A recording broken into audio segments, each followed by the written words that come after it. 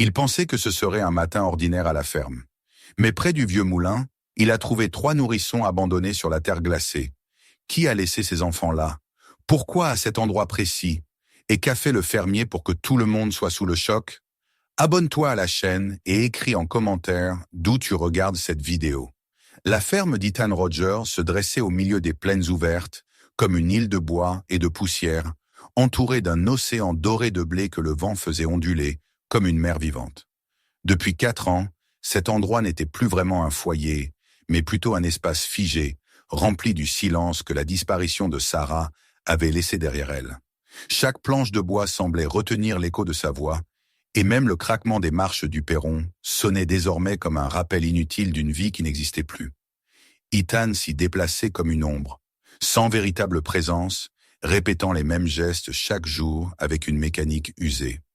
L'aube se levait toujours de la même façon, baignait la cuisine de lumière, mais il n'y prêtait plus attention. La cafetière, d'un brun terni par le temps, travaillait dans un murmure monotone, et la tasse fêlée qu'il utilisait encore était un souvenir qu'il n'avait ni la force d'abandonner, ni le courage de regarder trop longtemps. Ce matin-là ne semblait pas différent des autres. Le vent sec et mordant passait entre les planches du vieux Porsche en sifflant doucement. Ethan enfonça ses pieds dans ses lourdes bottes, celles qui avaient connu chaque saison de la ferme, les étés brûlants, les automnes humides, les hivers où la neige bloquait la route pendant des jours. Il se redressa lentement, comme si son corps protestait encore contre l'idée de se remettre en marche, puis il sortit, referma la porte derrière lui et jeta un coup d'œil sur la vaste étendue qui l'entourait. La lumière du matin se reflétait sur les épis de blé encore couverts de rosée, et une fine brume s'élevait au-dessus du sol, comme si la terre respirait à peine. Sa routine l'attendait. Vérifier les clôtures, passer au hangar, examiner le bétail, puis se rendre dans les zones plus éloignées de la propriété, là où il n'allait presque jamais depuis que Sarah n'était plus là. C'était près de l'ancienne meule à vent qu'elle aimait lui demander d'aller quand ils parlaient de projets, qu'ils imaginaient planter des arbres fruitiers, ajouter une balançoire pour des enfants qu'ils n'avaient jamais eus. Il ne s'était plus rendu dans ce coin-là, autrement que par obligation. Mais ce matin, sans savoir pourquoi, il sentit qu'il devait y aller. Peut-être parce que tout le reste de sa routine lui paraissait soudain plus lourd encore que d'habitude. Il avança à travers les hautes herbes, qui fouettaient ses pantalons et retenaient un peu de rosée. Le vent tournait les ailes de la vieille meule dans un grincement irrégulier, comme une plainte lointaine. C'est à ce moment-là qu'il vit une tache sombre au sol, une forme qui détonnait avec l'herbe claire. Il plissa les yeux, s'arrêta puis reprit sa marche d'un pas plus rapide. Au fil des années, il avait appris à reconnaître chaque variation du paysage, chaque objet déplacé, chaque trace laissée par un animal, et ce qu'il voyait là ne ressemblait à rien de ce qu'il connaissait. À quelques mètres de la meule, nichée dans un creux entre les touffes épaisses d'herbe, se trouvait une grande corbeille d'osier recouverte d'une épaisse couverture. L'objet semblait étrangement hors de place, comme s'il avait été déposé dans l'urgence ou dissimulé par quelqu'un qui n'avait pas eu le temps de réfléchir davantage. Ethan sentit son cœur accélérer, une pression infime au creux de son ventre. Il aurait pu s'attendre à trouver un animal blessé, ou peut-être des déchets abandonnés par des voyageurs de passage. Mais la forme, la texture, l'emplacement, tout lui semblait trop soigneusement arrangé pour être un simple hasard. Il s'accroupit, tendit sa main, hésita un instant. Le vent souffla plus fort, faisant bruire les herbes, et les ailes de la meule tournèrent d'un brusquement, produisant un claquement sourd qui le fit sursauter. Il prit une longue inspiration, agrippa doucement le bord de la couverture et la souleva. Un souffle lui échappa, non pas comme un mot, mais comme un choc qui traverse le corps tout entier et coupe le souffle avant que la pensée n'arrive. 3 visages minuscules le fixaient. 3 bébés, serrés les uns contre les autres sous la couverture. 2 garçons et une fille. Leurs joues étaient rouges de froid, leurs petits poings tremblaient, leurs lèvres frémissaient. La fillette avait un regard grand ouvert, humide, qui semblait chercher quelque chose, quelqu'un. Le premier garçon, plus calme, observait Ethan comme si sa présence n'était pas étrange, comme s'il le reconnaissait déjà.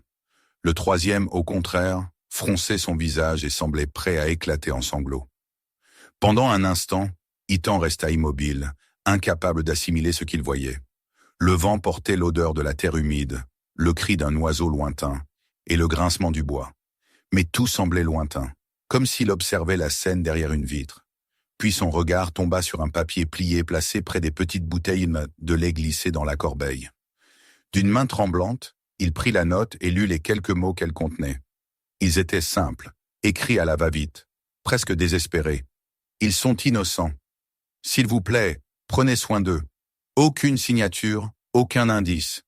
Rien qui puisse expliquer pourquoi 3 enfants avaient été abandonnés ici, dans le froid du matin, près d'une vieille meule isolée. Rien qui dise depuis combien de temps ils étaient là, ni qui avait pris la décision terrible de les déposer ainsi. Ethan sentit une tension serrer sa poitrine. Dans son esprit passèrent 1000 questions, mais aucune n'avait de réponse. Et pourtant, alors qu'il observait ces 3 petites vies vulnérables, une seule pensée s'imposa, urgente, impossible à ignorer. Il devait agir immédiatement. Il attrapa doucement la corbeille, glissa un bras dessous pour la soutenir, et se releva avec précaution. Les bébés gémirent faiblement, sentant le mouvement, et il les serra instinctivement contre lui pour leur donner un peu de chaleur. Le chemin jusqu'à la maison lui sembla interminable. Sa respiration était accélérée, non pas par l'effort physique, mais par l'inquiétude. Les herbes lui paraissaient soudain trop hautes, le vent trop froid, la distance trop longue. Il accéléra le pas, presque en courant, lorsqu'il aperçut enfin la silhouette rassurante de sa maison. À l'intérieur, il posa la corbeille près du vieux poêle et alluma le feu avec une rapidité qu'il ne soupçonnait pas encore. Les flammes prirent rapidement, craquèrent, et une chaleur douce commença à se répandre. Il enveloppa chaque bébé dans une couverture plus chaude, vérifia leurs mains, leurs pieds, leur respiration. Ils étaient glacés, mais réactifs. Il entreprit ensuite de chauffer les biberons, les plongeant dans un bol d'eau tiède. Il se souvenait à peine de ce qu'il fallait faire, mais la logique et l'instinct le guidaient. Une goutte sur son poignet pour vérifier la température, un geste maladroit pour ajuster la position du nourrisson, une hésitation avant de le nourrir correctement. Quand le premier bébé commença à téter, un soulagement étrange monta en lui. Le deuxième suivit, puis la fillette, qui semblait la plus frêle, mais qui finit par boire avec un faible soupir de contentement. Ethan ressentit quelque chose de nouveau, d'indéfinissable, quelque chose qu'il n'avait pas senti depuis longtemps. Une sensation douce mais puissante, qui ressemblait à un fil tirant doucement à l'intérieur de sa poitrine. Quand les 3 bébés furent enfin apaisés, il se leva, attrapa son téléphone et composa le numéro du shérif.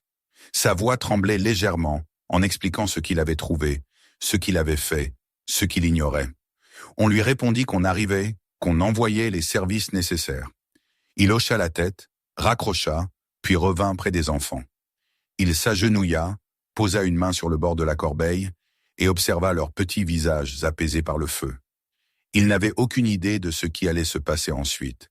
Mais alors qu'il écoutait le crépitement du feu et voyait la lueur danser sur les joues rosées des bébés, une certitude étrange s'installa en lui. Ce matin ne ressemblait finalement à aucun autre. Peut-être parce que, pour la première fois depuis des années, quelque chose venait de changer. Il ne savait pas encore quoi, ni comment, mais il savait que ce qu'il avait trouvé près de la meule allait bouleverser sa vie d'une manière qu'il ne pouvait pas imaginer. Et quand le bruit d'un moteur se fit entendre au loin, annonçant l'arrivée du shérif et de l'assistante sociale, Ethan sentit au fond de lui que cette histoire ne faisait que commencer. La voiture du shérif s'était éloignée depuis peu, laissant derrière elle un sillon de poussière dans la lumière pâle du matin. La porte de la ferme s'était refermée, et avec elle, le silence était revenu, mais un silence nouveau, chargé d'une présence qui n'existait pas quelques heures plus tôt. Ethan resta un moment immobile dans la cuisine, les mains appuyées contre la table, comme s'il cherchait à retrouver un repère dans un monde qui venait de basculer sans prévenir. La chaleur du poêle continuait de se diffuser, enveloppant la pièce d'une douceur inhabituelle. Les 3 bébés dormaient pour l'instant, leur respiration légère créant un rythme presque apaisant. Pourtant, derrière le calme apparent, Ethan sentait la tension de ce qu'il attendait. Il venait d'accepter de s'occuper d'eux, temporairement, mais ce mot sonnait flou, fragile, presque mensonger. Dans la réalité immédiate, il n'y avait rien de temporaire dans le besoin de ses enfants, ni dans l'instinct qui s'était éveillé en lui. Il n'eut pas le temps de réfléchir davantage. Le premier pleur éclata soudain, aigu et urgent, suivi presque immédiatement par un second, puis un troisième. Le calme se brisa comme une vitre. Ethan sursauta, puis accourut à la corbeille improvisée, où les trois petits se débattaient déjà sous leur couverture. L'effet de surprise le submergea quelques secondes. Trois bébés qui pleuraient en même temps, c'était un appel auquel il ne s'attendait pas. Le bruit emplissait la maison entière, le recouvrant comme une vague sonore. Il s'agenouilla et tenta de les apaiser comme il avait pu le faire plus tôt. Mais il comprit très vite que ce n'était pas si simple. L'un avait faim, l'autre avait besoin d'être changé, et le troisième semblait simplement vouloir être bercé. Il dut improviser, jongler d'un enfant à l'autre, sans aucune logique apparente, suivant seulement son instinct. Lorsqu'il réussit, après de longues minutes, à calmer les pleurs et à redonner un semblant d'ordre à la cuisine, il était essoufflé, les manches retroussées, les cheveux en désordre. Il prit conscience que ce qu'il venait de vivre ne serait pas une exception, mais la nouvelle normalité, un cycle sans fin qui remplirait ses jours et ses nuits. Mais à sa propre surprise, malgré la fatigue qui le gagnait déjà, il ne ressentit ni irritation, ni lassitude profonde. Au contraire, quelque chose circulait en lui, comme une énergie nouvelle, un mouvement qu'il n'avait pas ressenti depuis longtemps. Chaque geste qu'il posait semblait avoir du sens, un sens qui dépassait la routine mécanique de la ferme. La maison elle-même semblait réagir à cette transformation. Là où régnait auparavant une absence froide, un vide sans écho, il y avait maintenant des bruits continus, le froissement des couvertures, les petits soupirs des bébés, le clapotis du lait dans les biberons, et même parfois, entre deux instants de fatigue, un minuscule gloussement qui le faisait s'arrêter, intrigué. Il découvrait que ces sons donnaient vie à l'espace. Le vieux parquet ne grinçait plus seulement sous son poids, mais aussi lorsqu'il marchait sans arrêt d'un coin de la pièce à l'autre, berçant l'un des enfants ou ramassant des vêtements. La cuisine se chargeait petit à petit d'objets nouveaux. Sur la table, les biberons refroidissaient après usage. Sur une chaise, une petite couverture roulée attendait. Une bouteille de lait renversée laissait une petite tache qu'il n'avait pas encore eu le temps d'essuyer. Et dans le coin, près du poêle, les trois enfants dormaient désormais dans trois paniers séparés qu'il avait trouvés dans la grange et garnis de serviettes propres. Le désordre n'était plus seulement le désordre. Il était le signe tangible d'une vie qui se réorganisait. Les voisins ne tardèrent pas à remarquer qu'Ethan n'était plus seul. Dans une communauté comme celle-ci, rien n'échappe au regard de ceux qui vivent là depuis des générations. Certains avaient vu passer la voiture du shérif. D'autres avaient aperçu, en roulant sur la route, une silhouette inhabituelle dans la maison. Le bruit se propagea rapidement, et dès le deuxième jour, un premier voisin se présenta timidement pour demander s'il avait besoin d'aide. Une femme âgée du ranch voisin apporta quelques couvertures de ses petits-enfants devenus grands. Un couple vint lui offrir des paquets de couches et quelques pots de nourriture pour nourrissons. Après la surprise initiale, ce fut un déferlement de petites attentions qui arrivèrent, chacune porteuse de soutien et de conseils. Mais ces visites ne furent pas que matérielles. Elles lui apportèrent également une chaleur humaine qu'il n'avait pas connue depuis longtemps. Les voix des voisins, leur bienveillance, leurs regards qui s'attendrissaient devant les bébés, tout cela formait une toile de soutien que lui-même n'aurait jamais osé espérer. Peu à peu, Ethan sentit ses interrogations changer de nature. Au lieu de se demander pourquoi on avait laissé ses enfants sur sa propriété, il se surprit à penser à ce dont ils auraient besoin dans les heures, les jours à venir. Comment organiser les repas, comment les laver, comment réorganiser la maison pour les accueillir. Il se surprit même à anticiper leurs réactions, à reconnaître leurs pleurs, comme si un lien subtil, invisible, avait commencé à se tisser entre lui et eux. Il n'en parlait à personne, mais il savait qu'il se sentait moins seul. À mesure qu'il apprenait à s'occuper d'eux, eux semblaient apprendre qu'il était là. Leurs regards se posaient sur lui, leurs petites mains agrippaient parfois son doigt avec une force qui le touchait, plus qu'il ne voulait l'admettre. Il n'avait aucune certitude sur l'avenir, mais chaque moment lui donnait davantage envie de comprendre ce rôle inattendu qui lui avait été imposé. Cependant, ce fragile équilibre se heurta bientôt à la réalité de la loi. Un matin, alors qu'il venait de poser les enfants pour une sieste, il entendit une voiture s'arrêter devant la maison. Lorsqu'il ouvrit la porte, il trouva une femme bien habillée, à la posture droite, tenant un dossier sous le bras. Son visage était austère, professionnel, et son regard parcourut immédiatement la maison d'un œil froid mais méthodique. Elle se présenta comme Mary Green, inspectrice responsable de l'évaluation des environnements d'accueil. Elle ne perdit pas de temps. Elle entra, observa chaque détail, prit des notes, posa des questions d'un ton neutre, presque mécanique. À aucun moment son visage ne trahit la moindre émotion, qu'elle soit positive ou négative. La visite sembla interminable. Elle commenta les risques potentiels, posa des questions fermes sur la situation d'Ethan, ses revenus, son expérience inexistante avec les enfants. Elle rappela que l'État devait prendre en compte le bien-être des bébés et que, malgré les efforts visibles, un homme seul, sans expérience préalable, n'était pas le candidat idéal pour s'occuper de 3 nourrissons. Elle parla de foyers potentiels, de familles disponibles, de procédures à suivre. Chaque mot tombait comme un coup, et Ethan avait l'impression que la maison se refroidissait à mesure qu'elle parlait, que la chaleur du poêle ne suffisait plus à adoucir l'atmosphère. Quand elle partit enfin, laissant derrière elle un silencieux sillage de doutes et d'inquiétudes, Ethan se sentait plus vulnérable qu'il ne l'avait été depuis longtemps.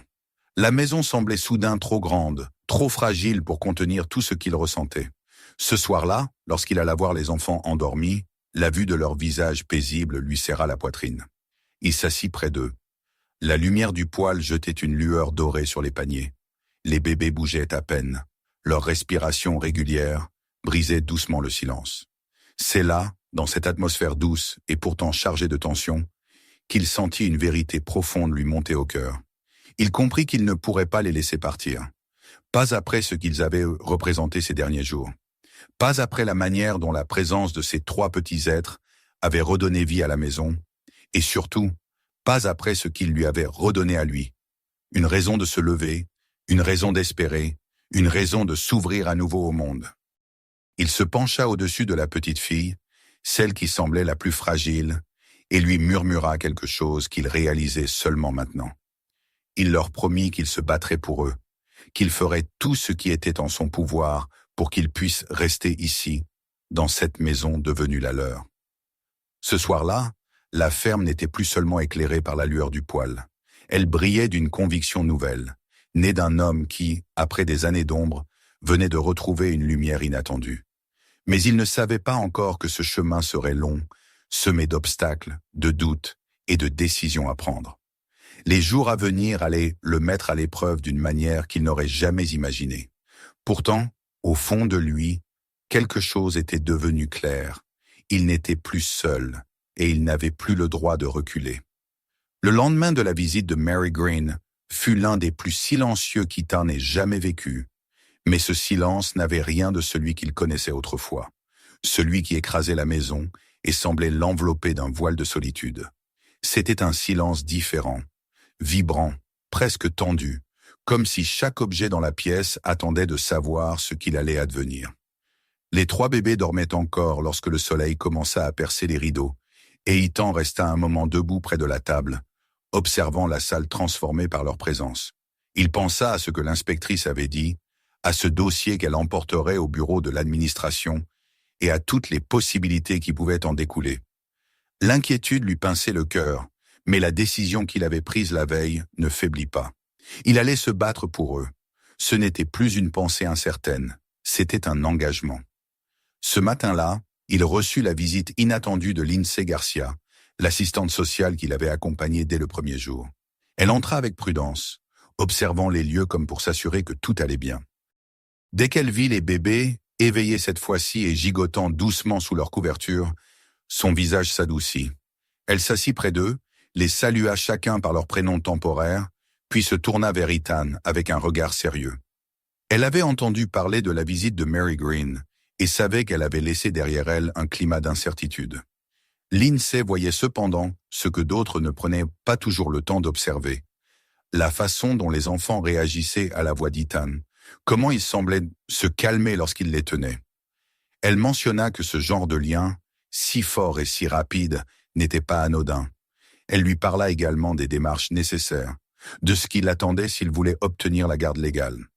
Elle ne minimisa rien. Ce serait long, difficile, parfois décourageant, Mais elle lui rappela aussi que certaines batailles valaient la peine d'être menées. Inspiré par ces paroles, Ethan comprit qu'il devait agir immédiatement. Il demanda à Lindsay si elle connaissait quelqu'un de compétent pour l'aider dans les procédures juridiques.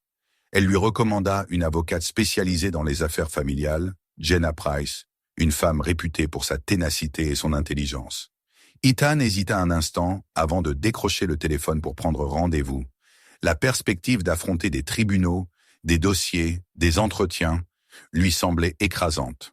Et pourtant, lorsqu'il regarda les 3 enfants qui gazouillaient à quelques mètres, il sentit une force nouvelle circuler en lui, une détermination que même la ferme, malgré toutes les années de labeur, n'avait jamais pu lui imposer. Le lendemain, il se rendit au cabinet de Jenna Price. La ville paraissait bruyante et agitée comparée au calme de la ferme. Il se sentit d'abord dépaysé, presque mal à l'aise dans les rues animées, mais il franchit tout de même la porte du bureau. L'intérieur était moderne, organisé, baigné d'une lumière blanche qui mettait en valeur les piles de dossiers soigneusement rangés. Jenna arriva après quelques minutes, accueillant Ethan avec une poignée de main assurée. Son regard perçant semblait lire en lui avec une facilité déconcertante. Elle l'invita à s'asseoir et à lui raconter toute l'histoire depuis le début, sans rien omettre. Il parla longuement, décrivant la découverte près de la Meule, la première nuit, les visites des services sociaux, la venue de Mary Green, sa peur, mais aussi son engagement profond envers les 3 bébés. Jenna ne l'interrompit presque jamais. Elle prenait des notes, hochait la tête, posait quelques questions précises. Lorsqu'il eut terminé, elle se pencha légèrement vers lui et lui expliqua ce qu'elle voyait. Un dossier atypique, complexe, mais pas impossible. Elle lui dit clairement que son âge et sa situation de vie jouaient contre lui, mais que sa détermination, le soutien de certains voisins, et surtout la manière dont les bébés s'étaient attachés à lui pouvaient devenir des arguments solides. Elle lui dit aussi qu'il devrait fournir des preuves concrètes de sa capacité à s'occuper d'eux. Des formations, un environnement adapté, un réseau de soutien et des témoignages. Elle lui rappela que la loi cherchait avant tout à garantir le bien-être des enfants, et que s'ils prouvaient qu'ils étaient en sécurité, aimés et bien soignés, il aurait une chance réelle. À la sortie de son bureau, Ethan sentit une étrange légèreté, mélangée à de la peur. Il savait que le chemin serait long, mais il venait de faire le premier pas. Dès le jour suivant, il commença à suivre les conseils de Jenna. Il s'inscrivit à un cours de premier secours pour nourrissons, organisé par la clinique la plus proche. Au début, il se sentit maladroit, presque ridicule parmi les jeunes parents qui semblaient bien plus familiers avec les gestes à effectuer. Mais il persévéra. Il apprit à repérer les signes d'étouffement, à contrôler une respiration difficile, à réagir en cas de fièvre soudaine. Il prit même des notes détaillées, conscient que toute compétence qu'il pouvait acquérir renforcerait son dossier. En parallèle, il entreprit de transformer sa maison. Il commença par nettoyer en profondeur, dégageant les pièces inutilisées depuis des années. Il convertit l'une des chambres en véritable espace pour enfants, y installant 3 petits lits qu'il avait trouvés d'occasion, mais soigneusement réparés. Il fixa des barrières de sécurité dans les escaliers, rangea tout ce qui pouvait présenter un danger, réorganisa la cuisine pour y faire de la place aux biberons et aux produits pour nourrissons. Les voisins, au courant des démarches qu'il entreprenait, vinrent parfois l'aider. Certains mesuraient, d'autres peignaient, d'autres encore apportaient des jouets ou des vêtements. La ferme devint un lieu d'activité constante, un véritable chantier où l'on travaillait avec un but commun. La nouvelle se propagea dans la communauté. Ethan se battait pour garder les 3 bébés. Cela suscita un mélange d'émotions. Certains l'admiraient, d'autres doutaient de ses capacités. Cependant, les témoignages en sa faveur se multiplièrent. Des voisins écrivirent des lettres décrivant son courage, sa bonté, sa constance dans le travail. Le shérif Collins, que l'on connaissait pour sa rigueur, signa une déclaration attestant du sérieux et de la fiabilité d'Ethan. Et la jeune infirmière du centre médical local, qui venait régulièrement examiner les bébés, accepta elle aussi de témoigner, soulignant qu'ils étaient en parfaite santé et semblaient très attachés à lui. Malgré ce soutien croissant, la pression augmentait à l'approche du jour du tribunal. Ethan dormait mal. Il avait peur de ne pas être à la hauteur, de voir ses enfants partir avec des inconnus et de perdre tout ce qui avait redonné vie à sa maison. Les dernières nuits avant l'audience furent particulièrement difficiles. Il se réveillait souvent, vérifiant les bébés, les recouvrant de leur couverture, écoutant leur respiration. Chacun de leurs gestes lui rappelait ce qu'il risquait de perdre. La veille du jugement, il passa une longue soirée seul dans la cuisine. La lumière du poêle éclairait la table, les dossiers soigneusement préparés par Jenna, les lettres de soutien, les photos des améliorations apportées à la maison. Il se sentait tiraillé entre l'espoir et la peur. Avant d'aller se coucher, il prit les 3 bébés dans ses bras, l'un après l'autre, les tenant doucement, murmurant des mots qu'il ne comprendrait pas encore, mais qui l'aidaient, lui, à trouver la force. Lorsqu'il se coucha finalement, il n'était pas sûr de pouvoir dormir. Mais un calme étrange le gagna, comme si la certitude d'avoir fait tout ce qu'il pouvait lui permettait de respirer plus librement. Le jour de l'audience arriva enfin. Le tribunal, avec son architecture austère et son atmosphère solennelle, l'intimidait profondément. Il entra néanmoins, portant l'un des enfants dans ses bras, tandis que les 2 autres se trouvaient dans des sièges adaptés, près de lui. Jenna était déjà là, prête, confiante, professionnelle. Lindsay, le shérif Collins, et l'infirmière étaient hommes présents également. La salle était pleine de visages inconnus, mais Ethan n'en vit aucun vraiment.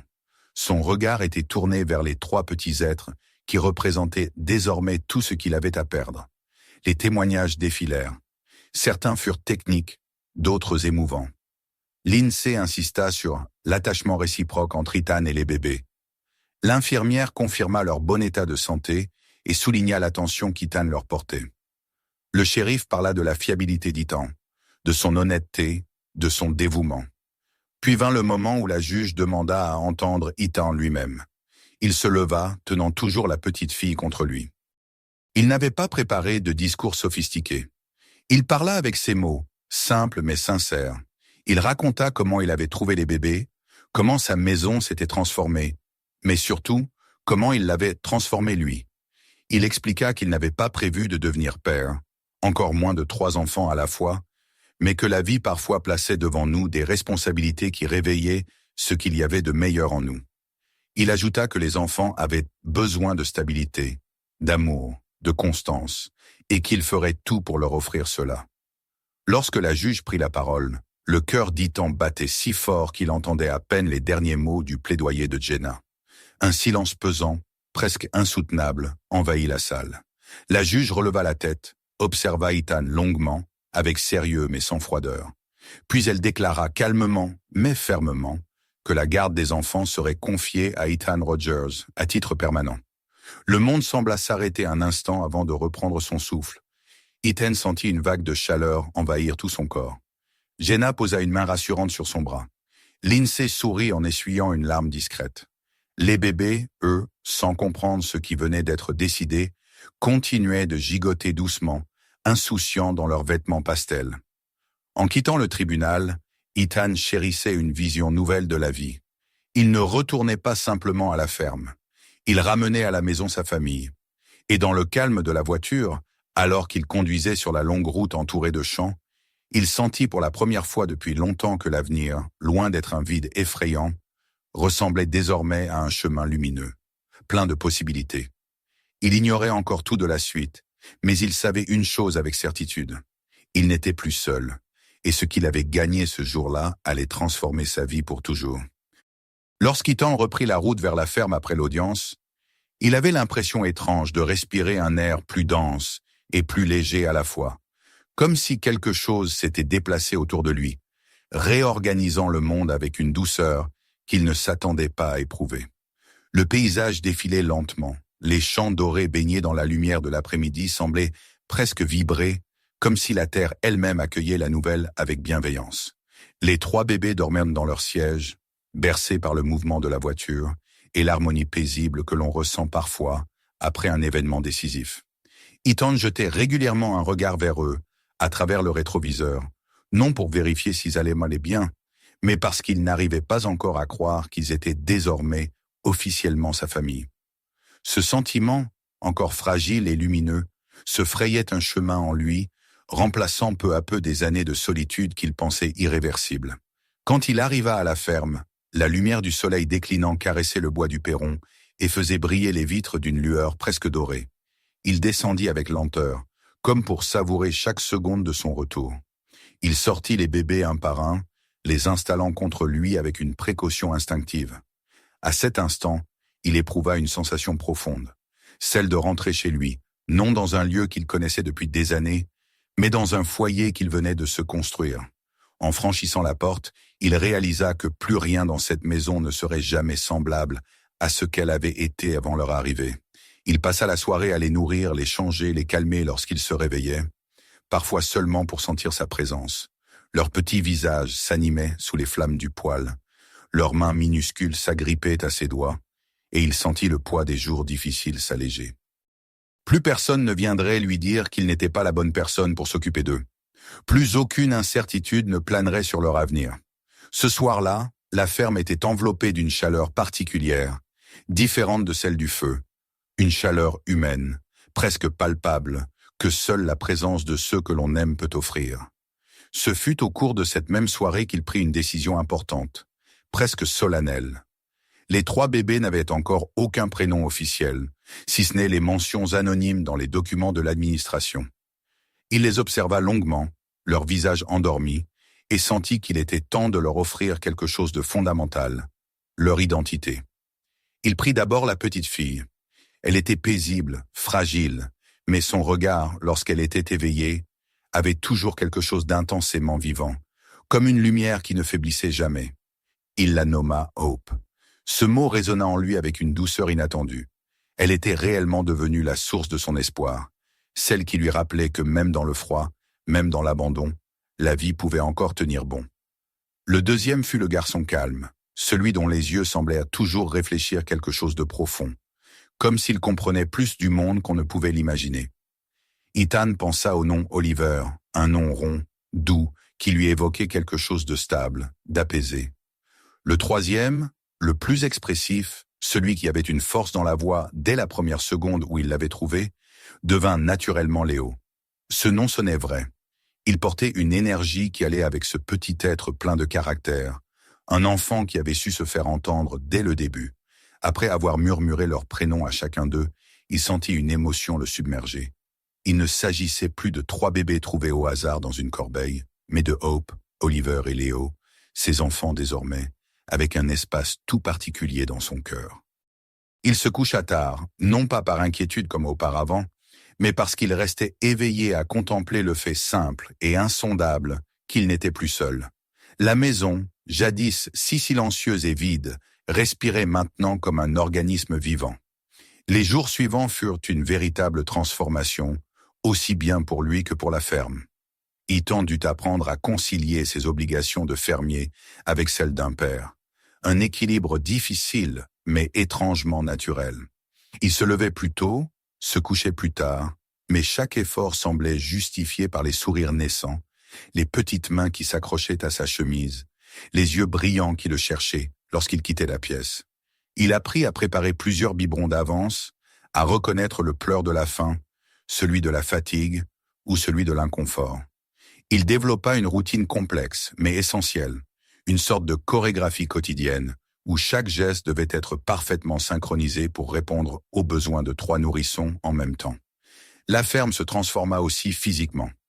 Les voisins, venant parfois offrir leur aide, témoignèrent de l'évolution de l'endroit.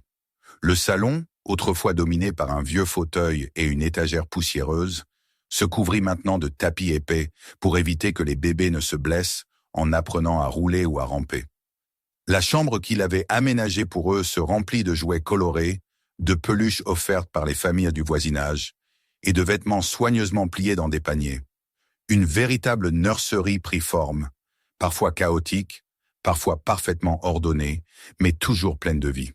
Les voisins, justement, devinrent presque une extension naturelle de ce nouveau foyer. Ils passaient de temps en temps, certains pour offrir des vêtements que leurs enfants avaient laissés derrière eux, d'autres pour préparer un repas et l'apporter à Ethan, sachant combien il devait être épuisé par ses nouvelles responsabilités. Plusieurs venaient simplement pour voir les bébés et échanger quelques histoires. Certains riaient en voyant Léo crier pour réclamer l'attention, d'autres souriaient devant l'extrême calme d'Oliver, et tout le monde s'attendrissait devant le regard profond et lumineux de Hope. La ferme, devenue si silencieuse durant des années, retrouvait une vie qu'elle n'avait jamais eue. Mais au-delà des changements matériels ou de la routine quotidienne, la transformation la plus profonde se produisit en Ethan lui-même. Chaque jour, il sentait la solitude reculer un peu plus, remplacée par la responsabilité de prendre soin de 3 vies, mais aussi par une affection naissante et puissante. Il parlait davantage à eux, à lui-même, même au mur de la maison. Il se surprenait à sourire sans raison apparente, à s'arrêter au milieu d'une tâche pour écouter les petits bruits que faisaient les bébés, comme si ces sons lui rappelaient ce que signifiait réellement être vivant. Il était fatigué, souvent épuisé, parfois dépassé, mais jamais malheureux. Il n'aurait pas échangé sa nouvelle vie contre tout l'or du monde. Avec le temps, les bébés commencèrent à réagir davantage à sa présence. Hope suivait du regard chacun de ses mouvements. Oliver lui adressait parfois des sourires timides qui illuminaient sa journée, et Léo tendait les bras vers lui avec une insistance presque comique.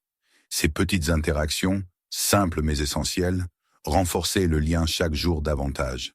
Il sentit qu'il lui faisait une confiance, qu'il savait qu'il était là et qu'il le serait toujours. Un soir, alors que le soleil descendait derrière les champs et que la lumière se faisait plus douce, Ethan sortit sur le perron après avoir endormi les 3 petits. Il s'assit dans son vieux fauteuil à bascule, qui grinça doucement sous son poids. Le vent portait avec lui l'odeur du blé, les ailes de la vieille meule tournaient au loin avec le même son familier, et la maison derrière lui respirait avec la paisible cadence des 3 nourrissons endormis. Il observa la ligne d'horizon, cette frontière invisible entre le ciel et la terre qu'il connaissait depuis toujours, et ressentit un apaisement profond. Ce qu'il avait perdu, ce qu'il avait cru ne jamais retrouver, il l'avait finalement reçu sous la forme inattendue de 3 petits êtres qui avaient à transformer sa maison et son cœur. Ce soir-là, il comprit que la vie, parfois, ressemblerait longtemps à un champ vide avant d'offrir des récoltes inattendues. Il comprit aussi que rien de tout cela n'avait été un hasard. Les 3 bébés, trouvés près de la vieille meule un matin de brume, étaient devenus la lumière d'un foyer qu'il croyait éteint pour toujours. Et alors que la nuit enveloppait la ferme, il sourit en se levant pour aller vérifier une dernière fois que Hope, Oliver et Léo dormaient moins bien. La journée touchait à sa fin, mais leur vie ensemble ne faisait que commencer. Merci d'avoir regardé cette histoire jusqu'au bout. Appuyez sur « S'abonner » pour ne pas manquer la suivante. Regardez les autres vidéos de la chaîne, beaucoup de surprises vous attendent. Partagez cette vidéo avec ceux qui apprécieront cette histoire. Et dites-nous en commentaire d'où vous nous regardez.